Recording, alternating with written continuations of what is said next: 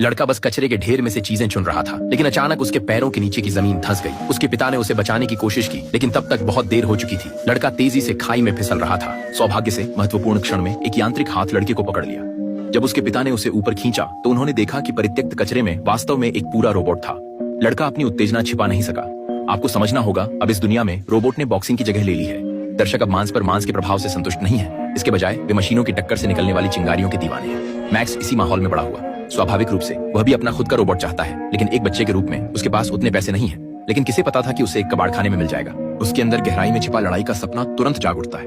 उसने पूरी बारिश भरी रात खुदाई में बिताई, अंततः रोबोट को बाहर निकाल लिया। आश्चर्यजनक रूप से जैसे ही उन्होंने पावर कनेक्ट किया, ये रोबोट जो वर्षों से जमीन के नीचे दबा हुआ था, सामान्य रूप से चालू हो गया। और जो मैक्स को और भी चौंका देने वाला था वह यह था कि इस रोबोट में एक दुर्लभ नकल करने की क्षमता थी। ये जो भी हरकत देखता उसे कॉपी कर सकता था। यहाँ तक कि चार्ली भी काफी हैरान था। फिर महिला ने रोबोट के लिए एक रिमोट कंट्रोल लाया और मैक्स को इसे संचालित करने का तरीका बताया। मैक्स जैसे बच्चे के लिए जो हमेशा गेम खेलता है, ये बहुत आसान था। वह उत्साहित होकर रोबोट को साफ करने के लिए ले गया।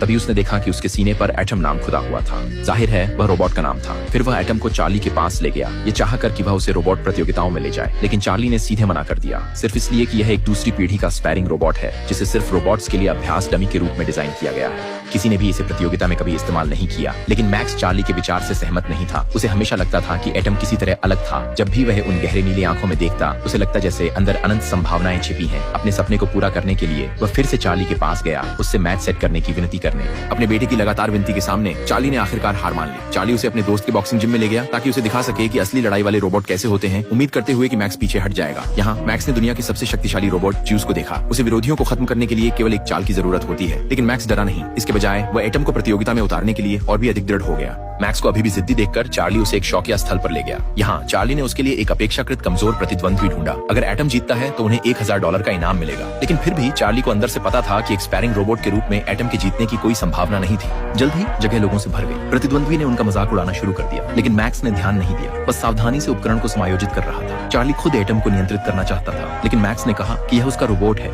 जैसे ही रेफरी ने घंटी बजाई, मैच आधिकारिक रूप से शुरू हो गया। प्रतिद्वंद्वी ने तुरंत एटम के पैर पर कदम रखा, फिर तूफान की तरह हमले किए। एटम के पास पलटवार करने का कोई तरीका नहीं था। इसके अलावा मैक्स पहली बार प्रतिस्पर्धा कर रहा था। उसके पास वास्तविक मुकाबले का कोई अनुभव नहीं था। लेकिन सौभाग्य से चार्ली वहाँ निर्देश दे रहा था। पीठ सीधी, रुके, आपका स्वागत है।